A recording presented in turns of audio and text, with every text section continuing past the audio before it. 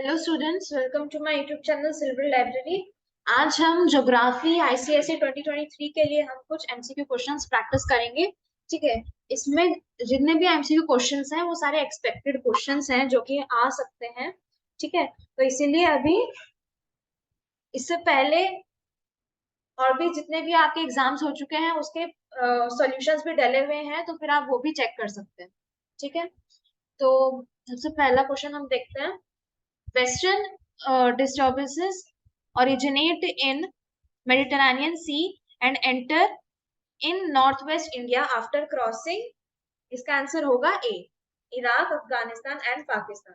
ठीक है, अच्छा होगा कि अगर आप पूरा अपना सिलेबस खत्म करके फिर जाके ये एमसीक्यू रिवाइज कीजिएगा, ताकि आपके लिए ये एक प्रैक्टिस भी हो जाएगा, एक रिविजन टाइप होगा, और आपको भी पता चल जाएगा कि आपके कितने चैप्टर्स अच्छे से हो गए हैं।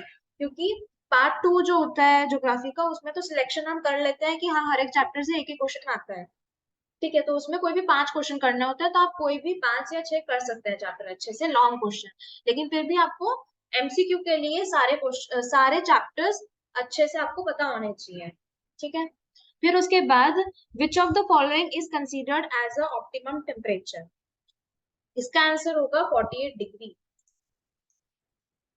Mango showers in the month of April and May in South brings less rain. इसका होगा B answer. Why does Deccan Plateau receives very little rainfall? इसका आंसर होगा B, lies in rain shadow region। Deccan plateau में बहुत कम बारिश होती है क्योंकि वो बहुत ही शैडो रीजन में आता है, इसीलिए। फिर उसके बाद है the method of growing long strips of grass between crops refer to strip farming। Which one of the following states is black soil found? Black soil हमें कहाँ पे मिलता है? हमें मिलता है गुजरात में। ठीक है, फिर उसके बाद नेक्स्ट क्वेश्चन है the main feature of arid soil is. Arid soil का मेन फीचर क्या है? Deficiency in humus and moisture. जितने भी है सॉइल के, जितना भी है एरिड सॉइल और ये ब्लैक सॉइल, जितने भी हैं उनके सारे फीचर्स अच्छे से याद रखने पड़ेंगे, क्योंकि वो लॉन्ग क्वेश्चन में भी आते हैं और एमसीक्यू एंड शॉर्ट क्वेश्चंस में भी आते हैं। Weathering is dash of rocks. Weathering क्यों होता है? वेदरिंग होता है due to the breakup of rocks. ठीक है, फिर उसके बाद है the denudation of soil cover and subsequent to washing down is described by soil erosion. फिर नेक्स्ट क्वेश्चन है shelter belts can be created in. यहाँ पे इसका है 4 options. Shelter belts can be created in coastal plains. Shelter belt जो होता है वो कोस्टल प्लेन्स में ही हम बना सकते हैं। फिर उसके बाद humus is produce in soil due to. जितने भी अभी ना पता चल रहा हो कि जितने भी एमसीयू के जितने सारे क्वेश्चंस है ना, वो सारे लॉन्ग, जितने भी आपने लॉन्ग क्वेश्चन याद कर रखे हैं सिर्फ उनमें से ही है। ठीक है, तो इसका आंसर होगा the decay of animal and plant matter. The most wide spread forest in India are tropical deciduous forest. East India is mainly covered by. यहाँ पे इसका option tropical evergreen forest, tropical deciduous forest, tropical thorn forest और है mountain. तो यहाँ पर हमारा होगा ट्रॉपिकल डेसिडुअस फॉरेस्ट। फिर उसके बाद tree found in the tropical desert of India. इसका आंसर होगा बाबुल। ट्रॉपिकल डेजर्ट में हमें कौन सा ट्री देखने को मिलता है इंडिया में? बाबुल ज्यादातर। Function of stilt roots in tidal forest. Tidal forest में जो स्टिल्ड रूट्स है उनका फंक्शन क्या है? ठीक है, तो ये इसका फंक्शन है रेस्पिरेशन। सी होगा इसका आंसर। फिर उसके बाद है the change in vegetation due to elevation is just because of. हमारा जो वेजिटेशन है, ठीक है, उसमें चेंज क्यों, चेंजेस कैसे आता है? Due to soil, topography, climate. ठीक है, तो इसका आंसर होगा ऑल ऑफ द अबव। फिर है विच of the tree is used in making turpentine. Turpentine हम कैसे बनाते हैं? हम क्या यूज करके बनाते हैं? पाइन को, डिफरेंट टाइप्स ऑफ पाइन जो है उसको यूज करके हम बनाते हैं टर्पेंटाइन। फिर उसके बाद है seasonal and annual precipitation affects the dash of water. तो प्रेसिपिटेशन जो होता है सीजनल हो चाहे एनुअल हो, ठीक है, उसमें क्या सबसे क्या वाटर में क्या इफेक्ट होता है, उसका अवेलेबिलिटी, ठीक है, इसका इफेक्ट होता है अवेलेबिलिटी। फिर उसके बाद है what is the present primary water problem concern to India. तो प्रेजेंट प्राइमरी वाटर प्रॉब्लम क्या है इंडिया में ना, over exploitation and mismanagement of water resources. और अगर ऑप्शन में ड्रॉट फ्लड वो सब भी हुआ तो वो भी लिख सकते हैं हम लोग। फिर है where rain water harvesting is practice extensively. तो पहला है हमारा ऑप्शन तमिलनाडु, कर्नाटका, केरला एंड पंजाब, ठीक है। तो इसका हमारा आंसर होगा तमिलनाडु। रेन वाटर हार्वेस्टिंग जो है सबसे पहले जो प्रैक्टिस की गई थी वो तमिलनाडु में की गई थी। फिर उसके बाद why irrigation of tanks is practised in peninsular India. पहला है due to the presence of hard rock, limited percolation, both and NOTA. तो 21 का आंसर होगा due to the presence of hard rock, ठीक है। इरिगेशन ऑफ टैंक्स कैसे कर सकते हैं पेनिनसुलर इंडिया में, क्योंकि पेनिनसुलर इंडिया में जो रॉक्स है वो बहुत ज्यादा हार्ड रॉक्स हमें मिलता है पेनिनसुलर इंडिया में, इसलिए वहां पर इरिगेशन ऑफ टैंक्स अच्छे से की जाती है। Why sprinkler irrigation can not be practised by poor farmers. ये है हमारा next question.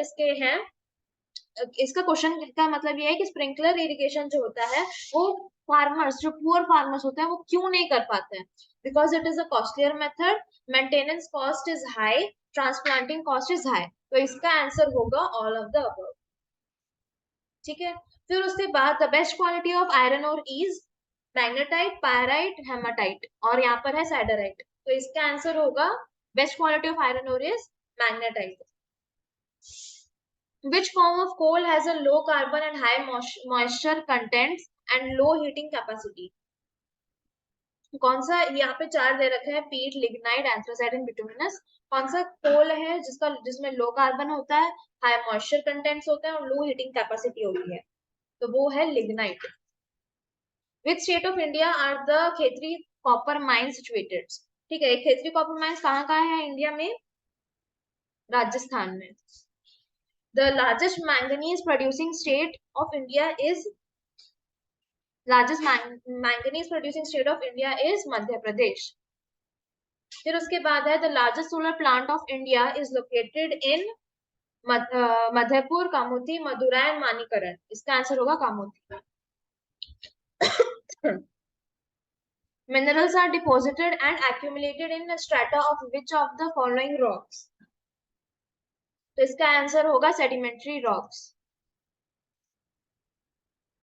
Minerals formed from solidification of molten matter in the crack, surfaces, faults or joints are found in which type of rocks? इसका answer होगा igneous and metamorphic rocks. ये question, ये जितने भी rocks वाले हैं ना, जितने टाइप्स के रॉक्स हैं उनके भी फीचर्स हमें अच्छे से याद करने पड़ेंगे, कितने टाइप्स क्या है, उनके फीचर्स क्या हैं, वो बनते कैसे हैं, ठीक है। फिर उसके बाद Koderma in Jharkhand is the leading producer of which one of the following minerals, ठीक है। तो इसका आंसर होगा mica. Which of the following is true for segregation. Segregation का मतलब क्या होता है, पहले सेग्रीगेशन का मतलब होता है कि जितने भी वेस्ट होता है ना उनको अलग अलग करना, dry waste, solid waste, liquid waste, उन सबको अलग अलग करने को बोलते हैं सेग्रीगेशन, ठीक है। और ये जो अलग अलग हम करते हैं उसको हम बोलते हैं सेग्रीगेट, ठीक है, या फिर सेपरेशन। तो इसका आंसर होगा D, it is the separation of biodegradable and recyclable waste.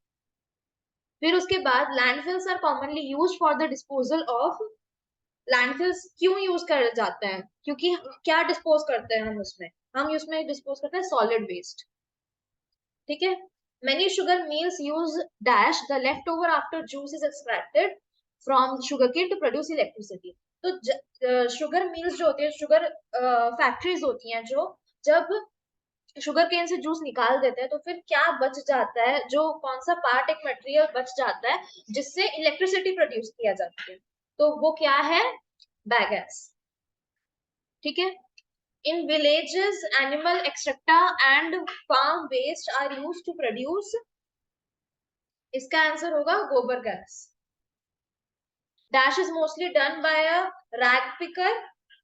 35 का आंसर होगा recycling.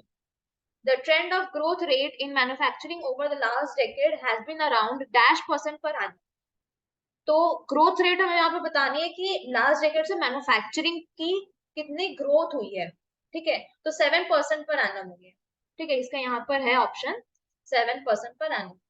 What was the aim of establishing industries in tribal and backward areas, ठीक है, तो ये क्वेश्चन पूछ रहा है कि जो बैकवर्ड एरियाज है वहां पर क्यों इंडस्ट्रीज खड़ी की जाती हैं, तो इसका आंसर होगा B, bringing down regional disparities, ठीक है। फिर उसके बाद है export of manufactured goods expands trade and commerce, ठीक है, कि जितने भी मैन्युफैक्चर्ड जो गुड्स हैं, ठीक है, जो मटेरियल्स हैं, जो प्रोडक्ट्स हैं, उनको एक्सपोर्ट क्यों किया जाता है, ताकि ट्रेड एंड कॉमर्स उनका बढ़े, एक्सपैंड हो। How does the manufacturing industries help in modernised agriculture, इसका पहला है to reduce the heavy dependence of people on agriculture income by providing them jobs in secondary and tertiary sectors, provides modernized tools, less time consumption, more production। तो यहाँ पर ये question ये पूछ रहा है कि जितने भी मैन्युफैक्चरिंग इंडस्ट्रीज हैं वो एग्रीकल्चर को एक मॉडर्नाइज करने के लिए क्या करते हैं और क्यों करते हैं, तो इसका आंसर होगा to reduce the heavy dependence of people on agriculture income by providing them jobs in secondary and tertiary sectors, ठीक है।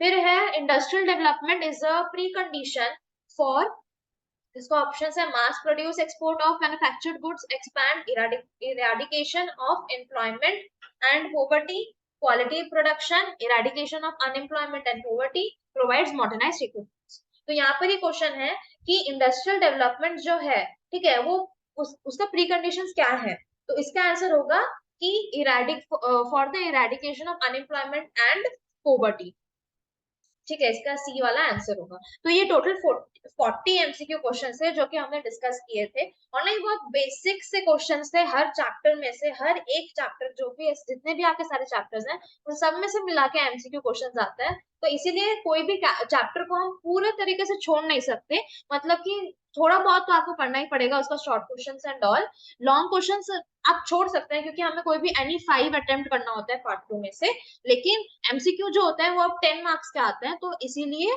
एमसीक्यूज आर वेरी इंपॉर्टेंट, और कोशिश कीजिएगा कि इस एमसीक्यूज में से 10 आउट ऑफ 10 ही है, ठीक है। तो all the best for your next exams. अगर आपको ये वीडियो थोड़ी सी भी अच्छी लगी हो तो please like share and subscribe, and thanks for watching.